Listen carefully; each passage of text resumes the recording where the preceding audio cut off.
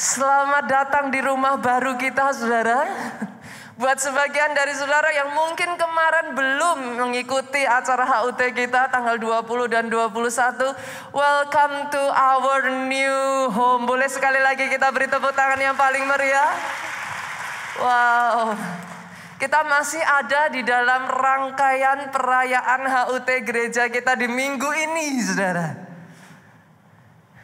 Tanpa terasa kita sudah ada di minggu terakhir dari seri firman Tuhan di bulan ini super size. Dan hari ini yang saya percaya yang dia mau kerjakan buat pribadi, lepas pribadi, lepas pribadi, lepas pribadi, lepas pribadi di tempat ini. Larger, wider, lebih besar, lebih luas. Kalau mau tepuk tangan, boleh tepuk tangannya yang lebih dahsyat. Saya dengar teman-teman di PIK, kalau tepuk tangan, itu satu gedung bisa goyang, Pak.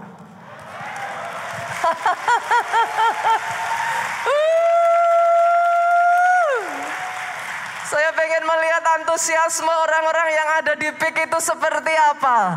Saya dengar dari orang-orang yang ada di daerah saat ini PIK adalah salah satu tempat yang paling berkembang. Di Jakarta paling maju. Saya pengen dengar antusiasme orang-orang yang ada di PIK seperti apa, saudaraku.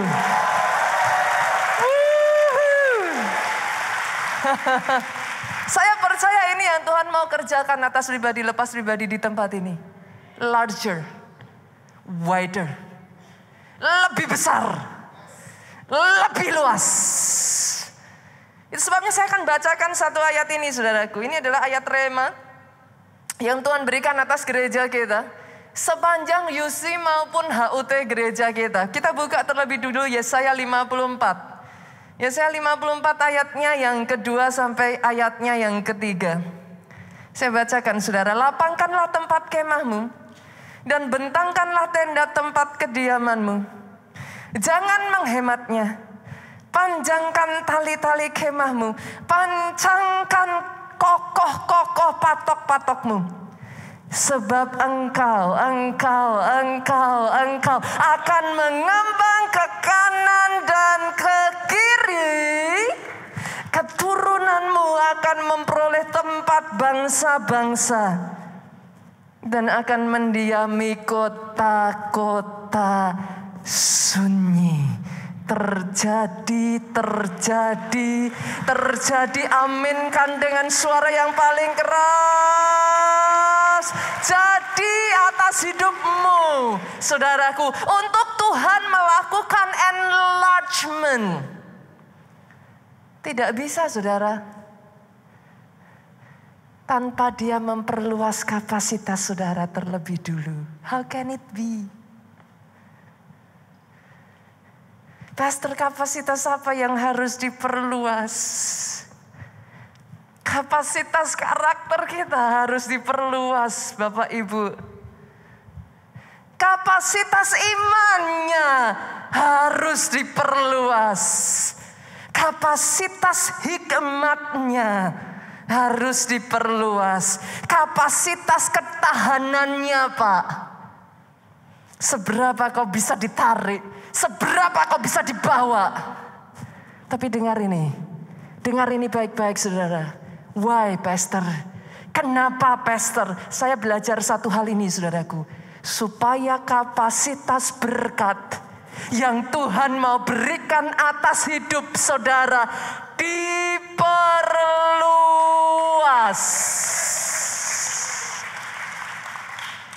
Gak akan bisa terjadi, saudaraku, sebelum saudara willing. Saudara merelakan hidup saudara untuk di stretch out. Dan hari ini, saudaraku, saya akan membagikan 2 divine secret. Dari sekian banyak, saudara. Kita sudah belajar dari minggu-minggu yang lalu kalau saudara mengikuti seri firman Tuhan di gereja kita, saudaraku.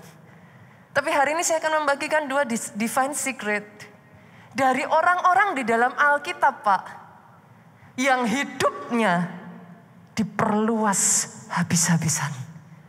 Yang hidupnya mengalami penggenapan janji Tuhan dalam kehidupan mereka. Kita akan melihat 2 poin ini, saudara. Yang pertama, saya ajak saudara terlebih dulu kita buka di dalam Kejadian pasalnya yang ke-9, ayatnya yang ke-20 sampai 23. Stay di Kejadian 9 ya Bapak Ibu. Nanti setelah ini saya akan baca step by step. Satu demi satu. Kita akan belajar dari ayat ini. Dimulai dari ayat yang ke-20, Nuh menjadi petani. Dialah yang mula-mula membuat kebun anggur. Ini adalah kisah tentang Nuh, saudara. Setelah kejadian air bah yang melanda yang begitu besar. Masih ingat ya kisahnya ya? Apa yang terjadi? Ayat yang ke-21. Setelah ia minum anggur, mabuklah ia dan ia telanjang dalam kemahnya. Sebagian dari saudara membaca ayat 21 ini maka akan muncul pertanyaan, isn't it a mistake, Pastor? Apakah enggak ini sebuah kesalahan gitu? He's not only drinking, Pak. Nuh bukan hanya minum, he's drunk. Dia mabuk. Dalam posisi dia mabuk itu, saudara, dia sampai telanjang. Kalau saudara bertanya kepada saya, Pastor, isn't it a mistake? Yes, it is. Tapi bukan itu poin saya. Oke. Nuh bikin mistake. Tapi saya ingin mengajak saudara melihat. Pada saat Nuh bikin mistake. Seperti apa respon 3 anak laki-laki Nuh. Kita lihat ya. Saudara, kita lanjutkan ayatnya yang ke-22. Maka Ham bapak Kanaan itu melihat aurat ayahnya. Lalu diceritakannya kepada kedua saudaranya di luar. Ham melihat kesalahan bapaknya, saudaraku. Dia umbar.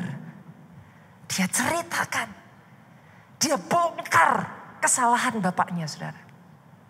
Kita lanjutkan ayatnya yang ke-23. Bagaimana dengan 2 saudara yang lain? Sesudah itu Sem dan Yafet mengambil sehelai kain, membentangkannya pada bahu mereka berdua. Lalu mereka berjalan mundur. Mereka menutup aurat ayahnya sambil berpaling muka sehingga mereka tidak melihat aurat ayahnya.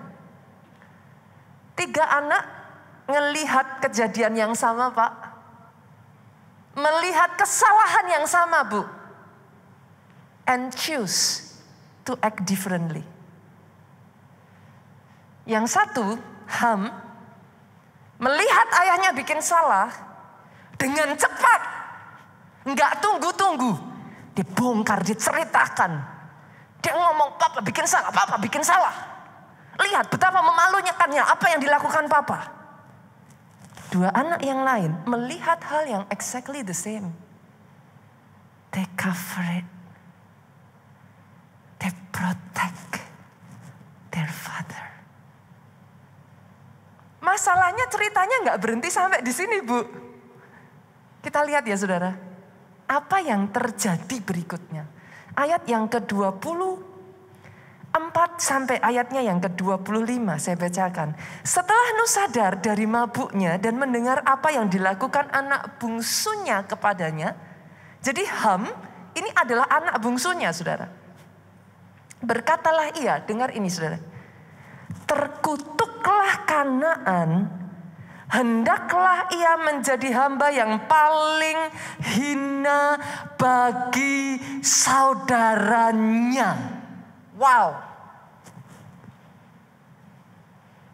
Ternyata tindakannya Ham ini bring consequences, saudaraku. Boleh perhatikan ke depan, saudara. Disrespect brings curse. Wow. Ini keras, Pak.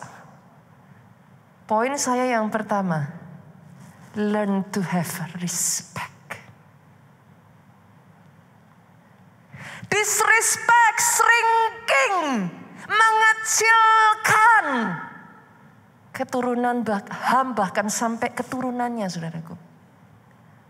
Pastor, Tapi kan tidak langsung terjadi. Yes, it doesn't happen overnight, saudara. The moment Ham melakukan itu, nothing happen. Bahkan setelah Nuh mengatakan hal ini kepada Ham, nothing happen at all. Pastor, bagaimana pastor tahu nothing happen? Yes. Salah satu alasan bangsa Israel masuk ke tanah perjanjian, dikatakan di sana, saudaraku, tanah perjanjian by the way adalah negeri Kanaan, saudara. Dikatakan di sana itu adalah tanah yang limpah susu dan madunya. Yang mengerti boleh angguk-anggukkan kepala saudara. Artinya, saudaraku, ini tanah yang diberkati buat sebagian orang. Orang akan berkata, nothing happen. Nuh boleh katakan itu, but nothing happen atas Kanaan. Dengar ini baik-baik, saudaraku. Sampai bangsa Israel masuk ke tanah Kanaan. Kanaan di bumi hanguskan. Yang tadinya janji Tuhan larger, wider. Diperkecil, dipersempit. Disrespect brings curse. Tapi belum berhenti sampai di situ, saudaraku. Kita lanjutkan yuk, kita lihat ayat 26-27, boleh Pak? Yang sudah ketemu katakan amin. Bolehkah saudara sekalipun ayat firman Tuhan dimunculkan di depan, boleh tetap buka Alkitab saudara kah? Jadi nanti sebagai orang Kristen gak ditanya bingung saudara. Buka Kejadian. Oh, Kejadian itu perjanjian baru atau lama ya pastor? Ya kan sekarang, boleh saya tanya dulu gak saudara? Berapa banyak di sini yang bawa Alkitab? Literally buku Alkitab. Masih adakah? Oh, wow. Ada satu. Ada lagi kah? Ada dua. Ada tiga. Ada lagi kah? Hampir semua dari kita, saudara, saat ini itu sudah tidak membawa buku Alkitab. As the result, saudara itu bukanya handphone. Di handphone buat cari gampang, diurutin by abjad. Nah, habis saudaraku. Diurutin dengan abjad, akhirnya, saudara, Lukas bisa di depan. Yang mengerti katakan amin. Nanti salah-salah saudara ajarkan ke anak. Lukas itu nak perjanjian lama. Saudara paro kan? Yang kanan, yang kiri. Ya oke sih, Wahyu masih perjanjian baru saudaraku. Kan paling akhir. Tapi nanti saudara bingung. Sefanya pakai Z. Anakku, Sefanya adalah perjanjian baru. Dia kitab paling akhir. Habis, saudara. Yang mengerti apinya yang paling keras? Coba senggol kiri kanan, Pak. Baca yuk Alkitabnya. Boleh ya, saudara? Kita lihat ya, ayat yang ke-26 sampai ayat 27. Kita lihat ya. Lagi katanya, Nuh belum berhenti berbicara, saudara. Terpujilah Tuhan Allah Sem. Dari Sem inilah lahir keturunan bangsa Israel, saudara. Hendaklah Kanaan menjadi hamba baginya. Jauh sebelum terjadinya, sudah dinubuatkan, saudara. Allah meluaskan kiranya tempat kediaman Yafet. Dan hendaklah ia tinggal dalam kemah-kemah Sem. Tetapi hendaklah Kanaan menjadi hamba baginya. Respect does bring blessing. Ada sangat banyak kunci saudaraku menuju enlargement. Kalau saudara mengikuti khotbah ini dari awal minggu pertama dari bulan ini sampai sekarang ini. Hari ini saya hanya akan membagikan 2. Poin saya yang pertama, have respect. Pertanyaannya pastor, kalau gitu saya respect siapa pastor? Yang pertama saudaraku, respect orang yang ditempatkan di atas saudara. Yang mengerti aminnya yang paling keras. Pastor, siapa orang yang ditempatkan di atas saya, Pastor? Yang paling sederhana kalau di sini ada anak-anak. Bagi saudara yang adalah orang tua, dengar ini, saudara pun masih memiliki orang tua. Anak-anak dengarkan, respect orang tuamu. Keluaran 20 saudara, media boleh bantu saya dimunculkan di depan ayatnya yang ke-12. Hormatilah ayahmu dan ibumu, supaya lanjut umurmu di tanah yang diberikan Tuhan Allahmu kepadamu.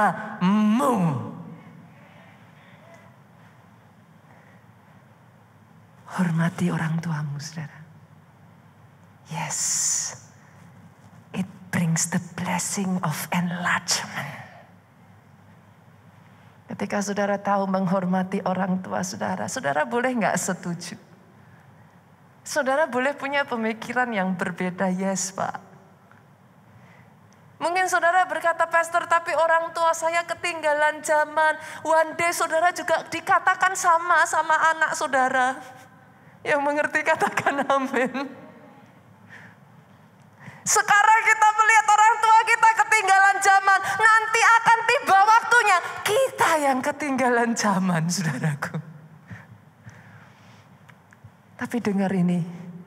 Ketika kau put the respect, firman Tuhan berkata, umur panjang ada di tangan kananmu. Kekayaan hikmat di tangan kiri. Itu jadi atas hidupmu. Bukan hanya orang tua secara jasmani Bapak Ibu. Tapi ada yang namanya orang tua rohani. Ibrani ayatnya yang ketiga, pasalnya yang ke-13, ayatnya yang ke-17 mengatakan, merekalah yang berjaga-jaga atas jiwamu. Bolehkah saya katakan ini saudaraku? Gereja keluarga Allah adalah cell church. Itu adalah tagline gereja kita saudaraku. Kita bukan hanya gereja biasa, kita gereja sel. Artinya saudara, ketika saudara masuk di dalam gereja keluarga Allah, senggol kiri kanan, yuk join keluarga rohani Pak. Amin. Amin saudaraku. Kenapa saudara? Kalau saudara datang di tempat ini dengan banyaknya orang seperti ini, how do you recognize gitu? Hari ini saya ketemu Bapak di sini. Besok minggu depan, I don't know. Besok minggu depannya lagi bisa jadi Bapak duduknya di belakang. Saya sudah nggak tahu. Bisa jadi saya ditugaskan bukan di tempat ini tetapi di tempat lain. Tetapi ketika engkau join kelompok sel, ada keluarga rohani yang menjagai saudara. Yang mengerti aminnya yang paling keras saudaraku. Ini akan menjadi tudung rohani yang mengcover saudara di waktu hujan badai melanda. Rumahmu tidak didirikan di atas pasir. Hujan boleh melanda, rumahmu tetap berdiri tegak. Respect orang tua rohani yang Tuhan tempatkan di atas saudara. Bahkan ya saudaraku, firman Tuhan itu mengatakan, kita lihat yuk. Media boleh bantu saya. 1 Timotius 2 ayatnya yang pertama sampai ayatnya yang kedua. Alkitab itu bahkan mengatakan loh saudara, berdoalah. Berdoa syafaat dan ucapkan syukur untuk semua orang. Lanjutkan. Untuk raja-raja dan untuk semua pembesar. Kalau zaman itu raja-raja Pak. Kalau zaman sekarang siapa? Presiden. Perdana Menteri. Pembesar-pembesar. Kalau zaman sekarang siapa? Pemerintahan saudara. Pray for them. Supaya tenang dan tentram dalam segala kesalehan dan kehormatan. Berapa banyak dari tempat ini yang saudara berkata, Pastor saya adalah bangsa Indonesia. Aminnya yang paling keras. Berapa banyak dari saudara yang berkata, I love my country, aminnya yang lebih keras lagi saudara. Berdoa untuk pemimpin saudara. Tapi di atas semua itu saudaraku, respect your God. Firman Tuhan itu berkata saudara, baurapan di kepala Harun, yang kejanggutan jubahnya turun seperti embun yang dari Hermon. Come on, orang Kristen suka menyanyikan Gideon. Artinya apa saudara? Pengurapan itu turun dari atas ke bawah. Boleh saya kasih ilustrasi sedikit? Pengurapan itu turunnya dari atas ke bawah. Nah sekarang kalau dari atas ke bawah, yang di bawah enggak mau ada di bawah, maunya sejajar. Gimana ngalirnya saudaraku? Saudara mengerti yang saya maksudkan? Bagaimana kalau yang harusnya ada di bawahnya gantian naik? Justru disrespect. Ini ngalir kemana saudara? Saya berdoa di tempat ini. Ada orang-orang yang tahu menghormati Tuhannya. Ada orang-orang yang tahu menghormati keluarganya, orang tuanya. Orang-orang yang ditempatkan sebagai otoritas rohaninya. Kesanalah berkat dicurahkan.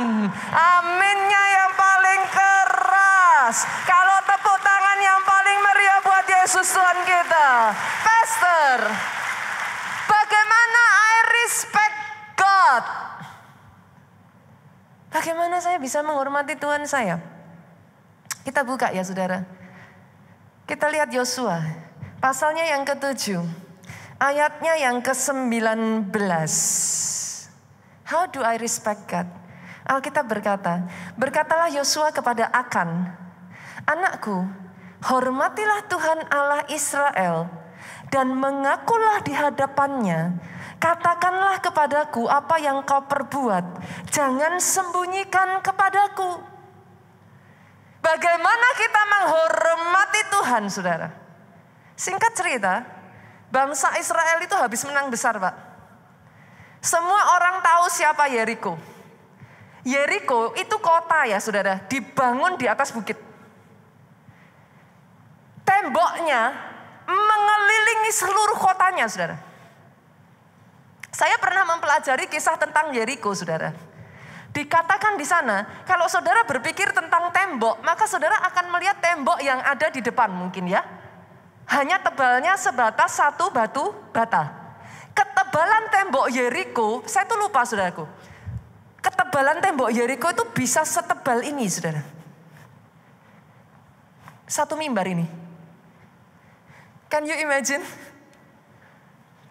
Tembok Yeriko itu begitu tebalnya, Pak. Sampai kalau saudara masih ingat kisahnya Rahab. Mereka itu bikin rumah-rumah di situ. Itu nggak bisa terjadi kalau temboknya cuma sebesar satu bata, saudara.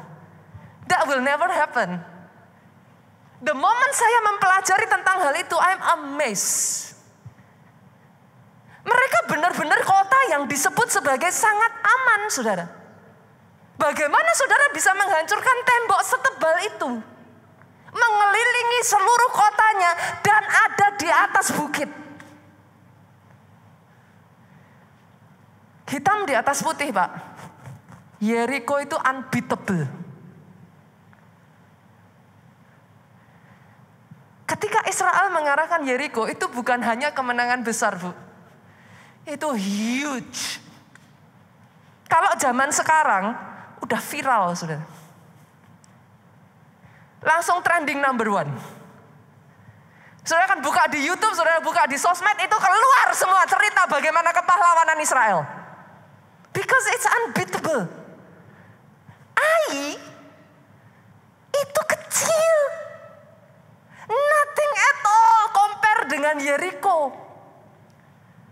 Tapi setelah kemenangan besar itu, Pak, Israel kalah telak dengan Ai. Wow. Saya yakin saudara akan bertanya hal yang sama. How can it be? Bangsa sebesar Yeriko loh, Pak. Se-impossible itu bangsa Israel. Jadi saudara, reruntuhannya itu masih ada sampai sekarang, saudara.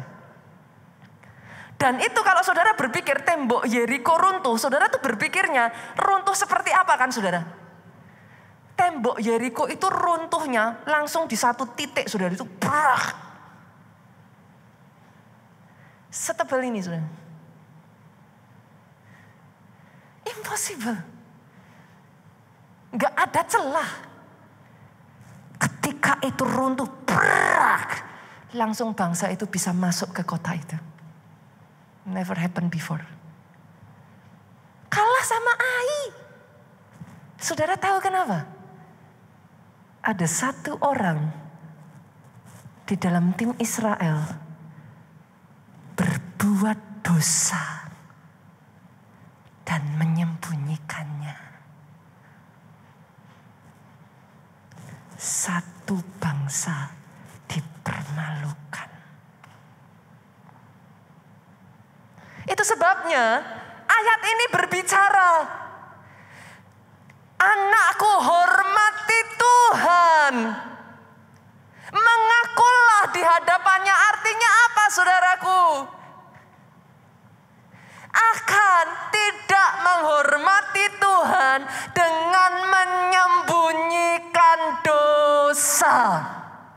How do you respect your God? Number one, Pak. Jauhi dosa. Saya tahu khotbah seperti ini khotbah yang gak laris, Pastor. Zaman sekarang. Little sih oke lah, Pastor. Orang sekarang itu kalau nggak sedikit-dikit ikut bikin dosa, kayaknya kok nggak bisa, Pastor. Sekarang kehidupan bebas sudah mulai digaungkan ya, Bapak Ibu ya. Orang sudah tidak malu lagi. Bahkan orang yang hidup benar, orang yang berusaha untuk tidak melakukan dosa disebut ketinggalan zaman. The society is going that way, saudara.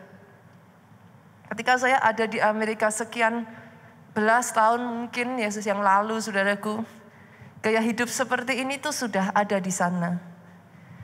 Dan as always, saudara, dari western, dari barat akan mulai mengalir ke timur. Nah sekarang saudara mulai melihat itu. Orang sudah nggak malu kok, saudara, orang terbuka kok. Mereka sudah tidak malu lagi hidup di dalam dosa. Tetapi dengar ini baik-baik, saudaraku. Jauhi dosa. Ketika kau menjauhi dosa, kau menghormati Tuhanmu. Ketika kau menghormati Tuhanmu, dengar baik ini, perluasan. Karena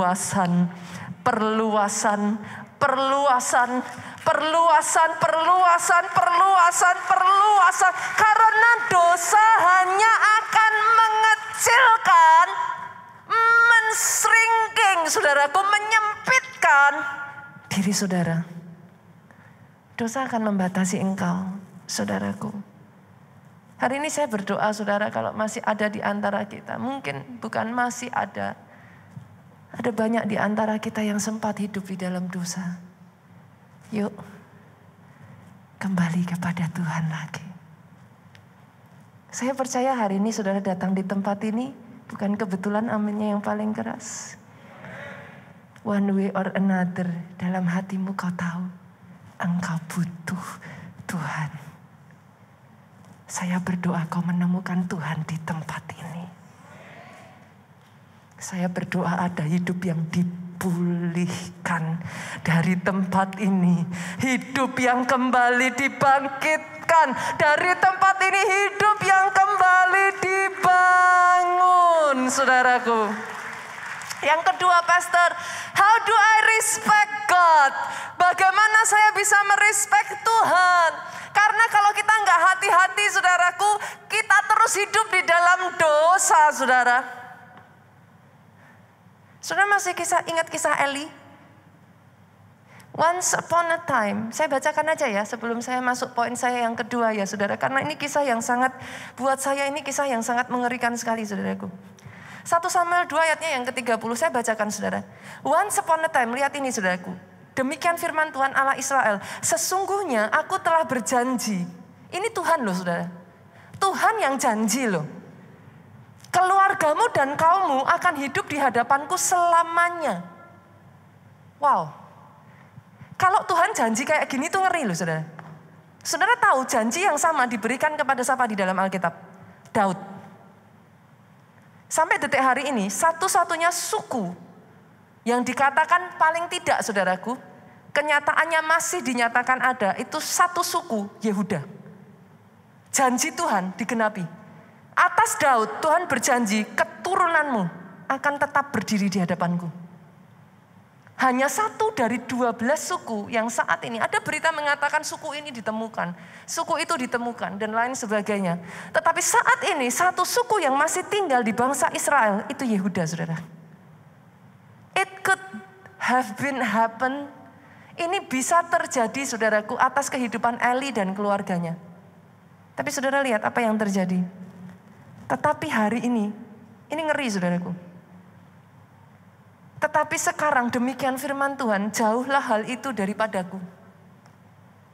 Wow. Kenapa? Sebab siapa yang menghormati aku akan kuhormati. Tetapi siapa yang menghina aku akan dipandang rendah.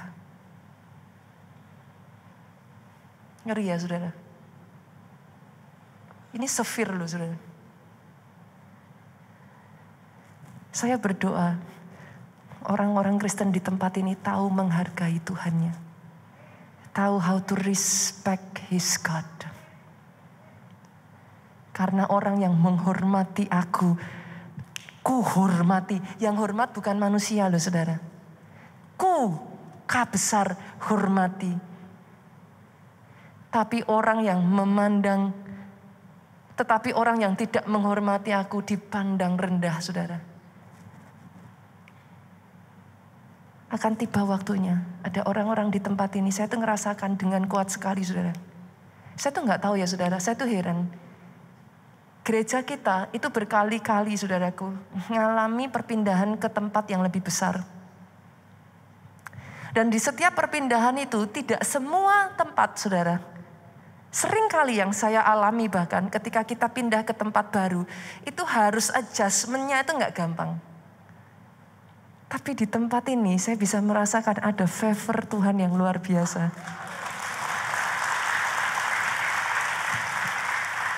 Saya ngalami perpindahan itu berkali-kali saudara. Gak gampang kadangkala ketika masuk di tempat baru.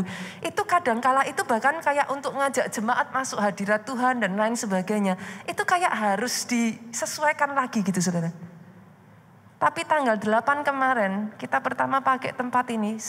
Saya tahu dengan pasti, the Shekinah glory of God, itu tinggal di tempat ini.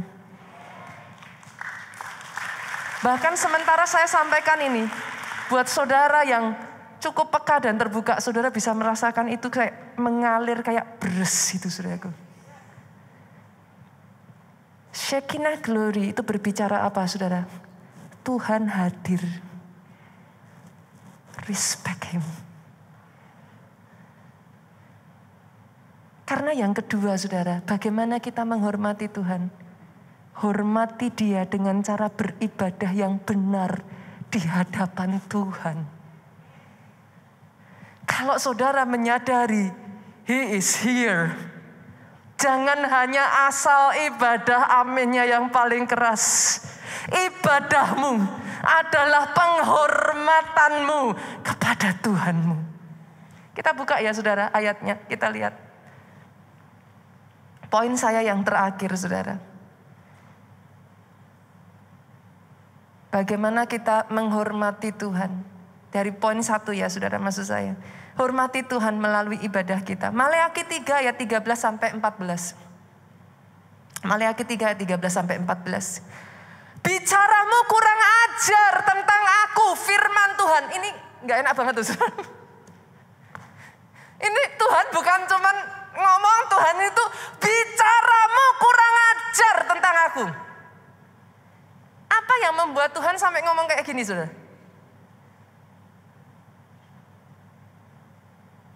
Bangsa Israel pada saat Tuhan ngomong ini mereka tuh bingung. What do we do? Kita ngelakuin apa? Saya bacakan selanjutnya ya saudara.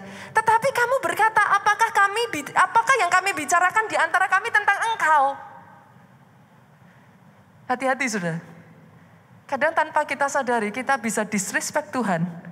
Tapi kita gak sadar. Tuhan sudah ngomong, kamu kurang ajar. Ibu-ibu di sini, halo? Ada yang pernah ngomong marah sama anaknya sampai ngomong gitu? Kamu kurang ajar. Kira-kira loh, saudara ngomong kayak gitu terus anaknya tanya, Mami, aku ngapain? Itu saudara gimana saudara? Cekik aja saudara. Saudara ngerti yang saya maksudkan? Ini kalau kita ibu-ibu udah sampai ngomong, kurang ajar. Udah lebih baik diam aja saudaraku. Bangsa Israel ngomong, kami ngapain? Mereka gak merasa melakukan kesalahan saudara. Mereka ngomong, kami berkata apa tentang engkau? Ayat 14, kamu berkata, lihat ini saudara. Perhatikan ini, anak Tuhan perhatikan ini. Adalah sia-sia beribadah kepada Allah. Apakah untungnya kita memelihara apa yang harus kita lakukan di hadapannya. Dan berjalan dengan pakaian berkabung di hadapan Tuhan semesta alam. Saya pernah menceritakan ini ya saudara. Zaman dulu sama zaman sekarang itu punya bahasa gaulnya. Kalau zaman sekarang saudara bilang misalkan anak yang kemarin bilang YOLO. Saudara bilang sama bangsa Israel zaman itu mereka gak akan ngerti. YOLO. Maksudnya gimana YOLO? LOL. Mereka gak akan ngerti. Laugh out loud. Mereka gak akan ngerti. Sama, saudara baca itu kan bingung toh. Lah kok maksudnya gimana berjalan dengan bergabung? Merendahkan diri di hadapan Tuhan. Maksudnya gimana? Itu bahasa slangnya zaman itu saudaraku. Jadi kalau saudara baca itu, orang zaman dulu kalau nyuruh doa puasa, itu bergabung di hadapan Tuhan, saudara, merendahkan diri di hadapan Tuhan. Berlumur debu saudaraku, itu bahasa yang dipakai. Dengan kata lain, Tuhan itu ngomong, kamu tidak menghormati aku. Dengan mengatakan, sia-sia beribadah kepada Allah. Wow. Saya baca ini ya saudaraku, saya amazed loh saudara. Saya hanya berdoa ya sejak dari hari ini ya saudara. Jangan anggap ibadah sebagai hal yang it's not a choice saudara. Don't take it for granted. Ketika saudara masuk tempat ini ya saudaraku. Anak Tuhan, bolehkah saya katakan ini? Sadari dia hadir di sini. Ketika saudara menyembah, don't take it for granted. Jangan anggap itu biasa. Jangan jadi terbiasa. Tapi jadikan itu priority. Jadikan itu prioritas. Kenapa saudara? Kita lihat ayat selanjutnya, Maleakhi 3, ayatnya yang ke-16 sampai 17. Wow, ini amazing saudara. Beginilah berbicara satu sama lain orang-orang yang takut akan Tuhan. Lihat ini, cara mereka ngomong gimana. Tuhan memperhatikan dan mendengarnya. Sebuah kitab peringatan ditulis di hadapannya bagi orang-orang yang takut akan Tuhan dan bagi orang yang menghormati namanya. Ada sebuah kitab dicatat. Yang mana menghormati Tuhan, yang mana tidak menghormati Tuhan. Dicatat ternyata saudara. Mereka akan akan menjadi milik kesayanganku sendiri, firman Tuhan semesta alam. Tuhan itu taruh kepemilikan atas orang-orang yang menghormati Dia. Pada hari yang kusiapkan, aku akan mengasihani mereka sama seperti seorang menyayangi anaknya yang melayani Dia. Ayat 18, baca dengan suara keras bersama-sama 2, 3. Maka kamu akan melihat kembali perbedaan antara orang benar dan orang fasik, antara orang yang beribadah kepada Allah dan orang yang tidak beribadah kepadanya. Jadi atas hidup saudara akan ada waktunya di mana Dia akan menunjukkan ada perbedaan. Tidak sama. Beda. Lihat ayat selanjutnya saudaraku, saya bacakan buat saudara. Yesaya 58 ayat 13-14. Apabila engkau tidak menginjak hukum sabat, tidak melakukan urusanmu pada hari kudusku, apabila engkau menyebut hari sabat hari kenikmatan. Ibadah bukan paksaan. Yang mengerti aminnya yang paling keras. Ibadah bukan keharusan. Senggol kiri kanan dari jauh. Enjoy aja. Ibadah adalah kenikmatan. Dengar ini saudaraku. Apabila engkau menghormatinya dengan tidak menjalankan segala acaramu dan dengan tidak mengurus urusanmu atau berkata omong kosong. 14. Engkau akan bersenang-senang karena Tuhan. Aku akan membuat engkau melintasi puncak-puncak bukit di bumi. Tempatmu bukan di bawah, bukan ekor. Tempatmu di atas puncak-puncak bukit. Bukan hanya di atas puncak bukit saudara, tetapi kendaraanmu adalah kemenangan. Oh terjadi, saya berdoa ini terjadi atas hidupmu. Aku akan memberi makan engkau dari milik pusaka Yakub bapak leluhurmu. Sebab mulut Tuhanlah yang mengatakannya. Jadi dalam nama Yesus saudara, mulai dari hari ini, jangan hanya asal datang ibadah, boleh Bapak Ibu? Boleh ya, datang lebih awal. Yang lain mau ngomong kanan kiri terserah. Duduk, langsung sembah Tuhan. Jangan setelah selesai ibadah langsung buru-buru rebutan pulang saudaraku. Yang lain mau pulang silakan. Angkat tanganmu dulu, terima blessing saudara. Ucap syukur atas nikmat ibadah yang Tuhan masih berikan kesempatan kepada kita hari ini saudara. Yang lain mau pulang buruan terserah. Tapi untuk saudara di tempat ini, saudara tahu menghormati Tuhanmu. Terima yang terbaik. Ketika kau ibadah, enggak asal ibadah. Enggak bisa pun dibuat bisa. Because it's a priority. Yang mengerti aminnya yang paling keras. Aminnya boleh yang lebih keras. Tepuk tangannya paling meriah yang terakhir saudara. Poin yang kedua. Bagaimana hidupmu bisa di-enlarge? Kejujuran. Ini khotbah yang lebih enggak trending lagi saudara. Zaman sekarang khotbah kejujuran itu sudah sangat enggak laku. Tapi mau lihat apa kata firman Tuhan? Yuk kita buka Amsal 14 ayat 11. Yuk kita lihat apa kata firman Tuhan. Rumah orang fasik akan musnah. Tetapi kemah orang jujur akan mekar. Kata akan mekar. Tadinya apa saudara? Kuncup. Mungkin saat ini belum. Tapi firman ngomong akan mekar Pak. Enggak instan.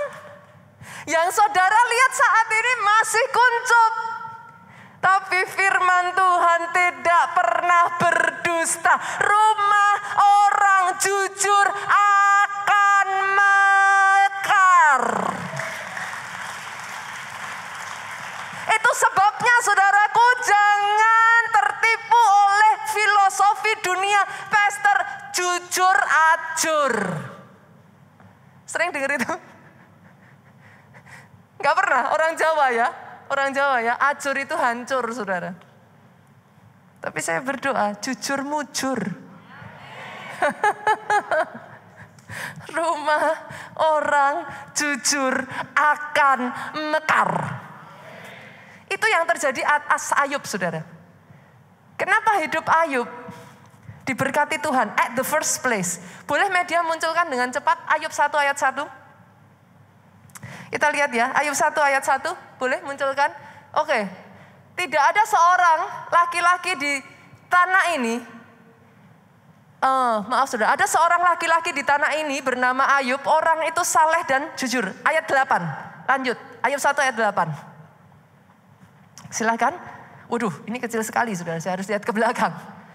Lalu bertanyalah Tuhan kepada iblis, apakah engkau bla bla bla bla bla seperti dia demikian saleh dan jujur? Pasal 2 sekarang, yuk munculkan. Pasal 2 ayatnya yang ketiga. Oke? Sebab tidak ada seorang pun di bumi seperti dia yang demikian saleh dan jujur. Dalam 2 pasal sudah diulang berkali-kali saudara. Ayub jadi sebagaimana dia di state-nya dia saat itu, orang terkaya pada saat itu, karena disebut dia saleh dan jujur. Tapi dengar ini yang paling penting saudara. Baik orang saleh, jujur, maupun orang yang hidup tidak benar dan tidak jujur akan mengalami masalah. Yang mengerti aminnya yang paling keras. Jangan pernah berpikir karena saudara sudah hidup jujur, hidup saleh, nggak ada masalah. Siapa bilang? Tapi yang membedakan apa? Karena Ayub tetap menjaga hidupnya saleh dan benar. Endingnya 2 kali lipat. Saya nggak mendengar tepuk tangan saudaraku. Rumah orang jujur Pak, mekar. Boleh datang masalah. Kadang masalah tidak selalu dari ini. Masalah bisa muncul Pak dari keterbatasan kita untuk mengelola usaha. Masalah bisa muncul dari kurangnya hikmat. Masalah bisa muncul karena kesalahan kita. Apapun itu Pak. Tapi karena Ayub mempertahankan hidupnya saleh dan benar. Masalah, sama-sama kena masalah. Endingnya Bu yang beda. Berapa banyak di sini yang mengerti? Finishnya lebih penting daripada starting point-nya. Doa saya semua dari saudara di tempat ini, finish well. Finish well. Dan lihat saudaraku, lihat saudara, Ayub 8 ayatnya yang ke-6 sampai ayatnya yang ke-7. Kalau engkau bersih dan jujur, maka tentu ia akan bangkit demi engkau. Ia akan memulihkan rumah yang adalah hakmu. Kedudukanmu yang dahulu yang akan kelihatan hina. Tetapi kedudukanmu yang kemudian menjadi sangat mulia. Ini yang dialami Yusuf Pak. Buat Yusuf di awalnya Bu, jujur, ajur. Dia jujur Bu, dia nggak mau berzina dengan istri Potifar, tapi masuk penjara kok. Kalau saudara hanya sampai di situ, maka saudara akan belajar, Pastor, yes, jujur ajur. Jujur hancur. Tapi lihat ini saudara, karena Yusuf mempertahankan hidupnya benar di hadapan Tuhan. Dia tetap jujur di hadapan Tuhan. Lihat saudara, tadinya dia diangkat jadi tangan kanan Potifar, itu sudah kedudukan besar loh saudara. Tapi di hari Tuhan memulihkan Yusuf, di hari di mana dia diangkat menjadi Perdana Menteri, kedudukanmu yang sebelumnya akan terlihat hina. Yang tadinya kau pertahankan, yang tadinya kau pikir itu sudah hebat, akan terlihat hina. Kenapa? Sama seperti Ayub, dipulihkan hakmu 2 kali lipat lebih, saudara.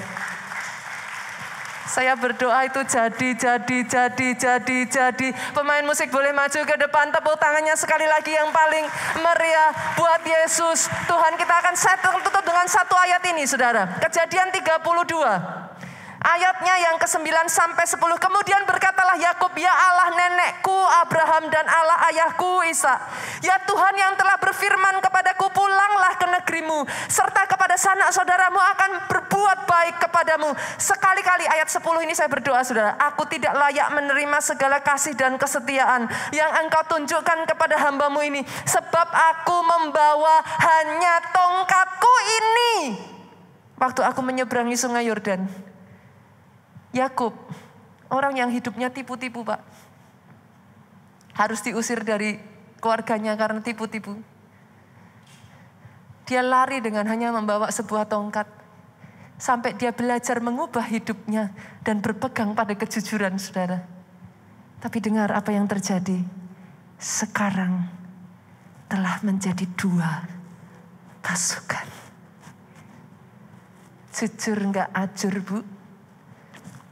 Jujur mujur, rumah orang jujur akan mekar.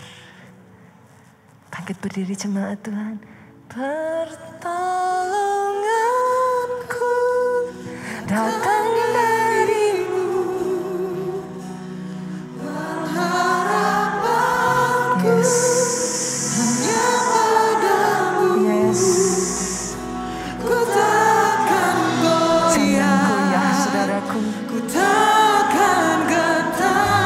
Jangan gentar ketika Tuhan izinkan masalah terjadi. Jemaat saja yuk katakan.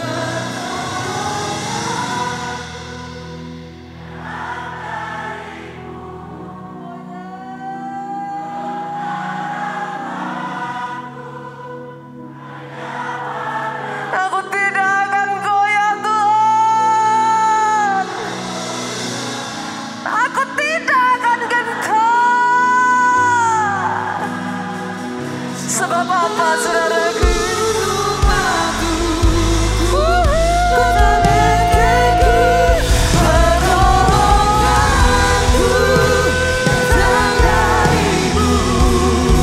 Dari mana datangnya pertolonganku?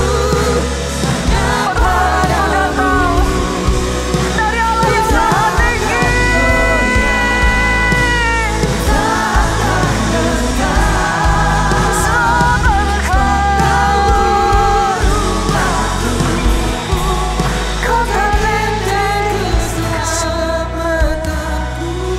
Satu demi satu, saudara. Jangan lewatkan season ini. Ini adalah season perluasan. Tap into the anointing, saudara. Apa yang terjadi atas rumah ini? Tap into the anointing. This is the season of enlargement. Rema Tuhan atas setiap saudara. Lapangkan tempat kemahmu. Bentangkan. Jangan menghemat. Panjangkan tali-talinya. Panjangkan kokoh patok-patokmu. Sebab engkau bukan akan mengecil.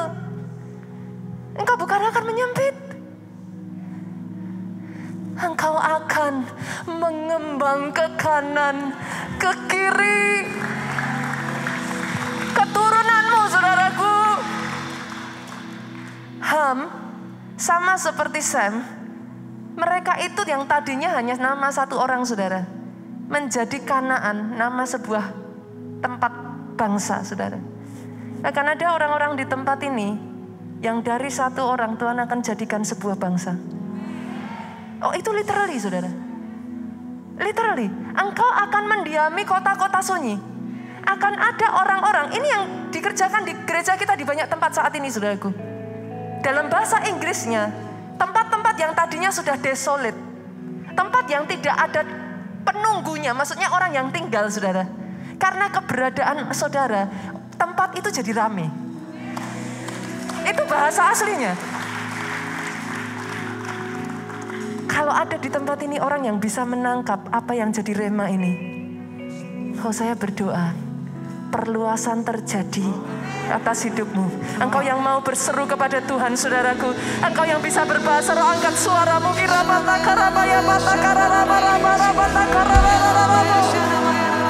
Yes Tuhan, aku terima Tuhan. Apa yang sudah jadi janjimu, perluasan, larger, wider.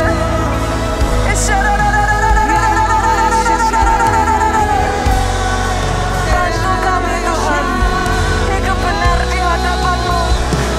Bantu kami. Kau menghormati Engkau. Kau menghormati. Bantu kami hidup jujur, hidup saleh di hadapan-Mu.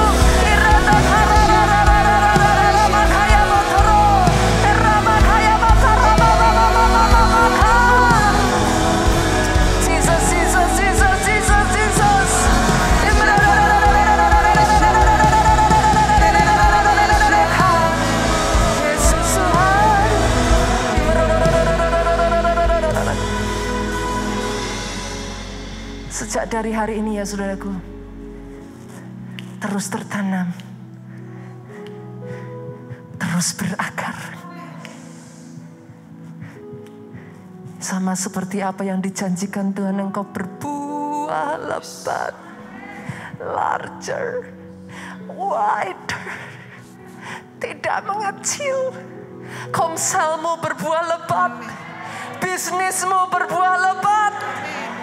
Tempat di mana engkau bekerja diperluas, diperbesar. Keluargamu berbuah lebat, pelayananmu berbuah lebat. Berapa banyak dari saudara yang mau dan rindu, saudaraku?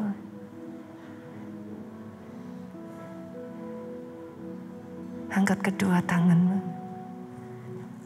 Diberkati saudara oleh Tuhan. Oh yes, diberkati keluargamu. Melalui masa angin badai sekalipun diberkati keluargamu. Sebab masa depanmu gilang gemilang, saudaraku. Panjang umurmu, sehat sesehat-sehatnya. Dari mulutmu tidak akan berhenti keluar kesaksian demi kesaksian. Diberkati pelayananmu. Jangan datang tanpa melakukan apa-apa, saudaraku. Come on. Join rumah ini. Do something for Him. Do something for Him. Do something. Diberkati pemberitaan Injilmu oleh Tuhan. Amen. Pulang saudara, bawa sukacita, damai sejahtera, cinta kasih Yesus Kristus, dan bersekutuan dengan Roh-Nya yang kudus, sekarang sampai selama-lamanya. Engkau yang diberkati, katakan dengan suaramu yang paling keras. Amin.